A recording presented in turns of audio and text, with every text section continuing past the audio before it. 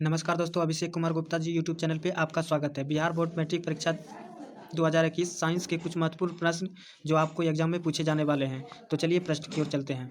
दो समांतर समतल दर्पणों के बीच रखी वस्तु के मूलतः कितने प्रतिबिंब बन सकते हैं? दो समांतर समतल दर्पणों के बीच रखी वस्तु के मूलतः कितने प्रतिबिंब बन सकते हैं? तो इसका आंसर हो जाएगा ऑप्शन नंबर 4, अनंत। अगले प्रश्न की ओर। यदि किसी अवतल दर्पण के ध्रुव से फोकस दूरी 25 सेंटीमीटर है तो फोकस से वक्रता केंद्र की दूरी क्या होगी? तो इसका आंसर हो जाएगा ऑप्शन नंबर बी, 25 सेंटीमीटर।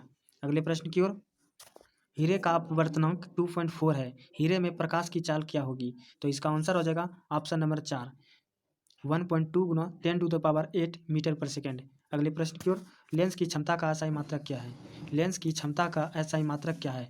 तो इसका आंसर हो जाएगा ऑप्शन नंबर सी, मीटर। अगले प्रश्न की ओर। चंद्रमा पर खड़े अंतरिक्ष यात्री को आकाश प्रतीत होता है। चंद्रमा पर खड़े अंतरिक्ष यात्री को आकाश प्रतीत होता है। तो इसका आंसर हो जाएगा ऑप्शन नंबर 4, काला।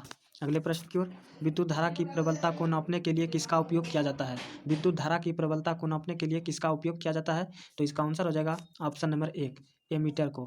अगले प्रश्न की ओर। विद्युत चुंबक बनाने में प्रायः किस पदार्थ के छड़ का उपयोग किया जाता है? तो इसका आंसर हो जाएगा ऑप्शन नंबर 1, नरम लोहा। अगले प्रश्न की ओर। कौन सा अधातु विद्युत का सुचालक है? कौन सा अधातु विद्युत का सुचालक है? तो इसका आंसर हो जाएगा ऑप्शन नंबर बी, ग्रेफाइट। अगले प्रश्न की ओर। आवर्त सारणी में किसी वर्ग में ऊपर से नीचे जाने पर तत्व का धात्विक गुण है। आवर्त सारणी में किसी वर्ग में ऊपर से नीचे जाने पर तत्व का धात्विक गुण है। तो इसका आंसर हो जाएगा ऑप्शन नंबर सी, बढ़ता है। अगले प्रश्न की ओर। बॉन्ड COH अभिक्रियाशील मूलक को कहते हैं। बॉन्ड COH अभिक्रियाशील मूलक को कहते हैं अम्ल। अगले प्रश्न की ओर। हीलियम कैसा तत्व है? हीलियम कैसा तत्व है? तो इसका आंसर हो जाएगा ऑप्शन नंबर 1, अक्रिय। अगले प्रश्न की ओर। आवर्त सारणी में कितने वर्ग हैं? आवर्त सारणी में कितने वर्ग हैं? तो इसका आंसर हो जाएगा ऑप्शन नंबर डी, 18। आवर्त सारणी में कितने वर्ग हैं? 18। अगले प्रश्न की ओर।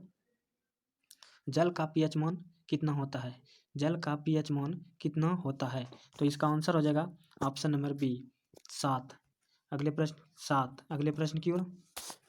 किस पदार्थ से ऑक्सीजन का निष्कासन कहलाता है? किस पदार्थ से ऑक्सीजन का निष्कासन कहलाता है? तो इसका आंसर हो जाएगा ऑप्शन नंबर बी, अवकरण। अगले प्रश्न की ओर। वन परिस्थितिक तंत्र में हिरण होते हैं। तो इसका आंसर हो जाएगा ऑप्शन नंबर बी, प्राथमिक उपभोक्ता। अगले प्रश्न की ओर।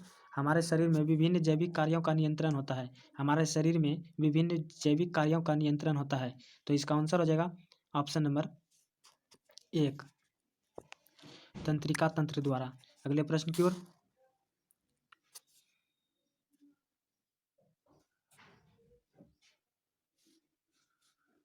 चलते हैं अगले प्रश्न की ओर। हमारे शरीर में विभिन्न जैविक कार्यों का नियंत्रण होता है। तो इसका आंसर हो जाएगा ऑप्शन नंबर सी, तंत्रिका एवं रसायनों के द्वारा।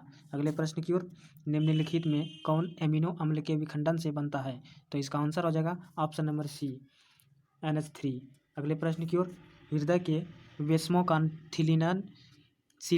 शिथिलन कहलाता है। हृदय के वेस्मों का शिथिलन कहलाता है। तो इसका आंसर हो जाएगा ऑप्शन नंबर बी, डायस्टॉल। अगले प्रश्न की ओर। इनमें किसके द्वारा अमीबा भोजन का अंतर्ग्रहण करता है? तो इसका आंसर हो जाएगा ऑप्शन नंबर 1, कूटपाट। अगले प्रश्न की ओर। कूटपाद आयोडीन की कमी से रोग होता है। आयोडीन की कमी से रोग होता है। तो इसका आंसर हो जाएगा ऑप्शन नंबर 1, मधुमेह।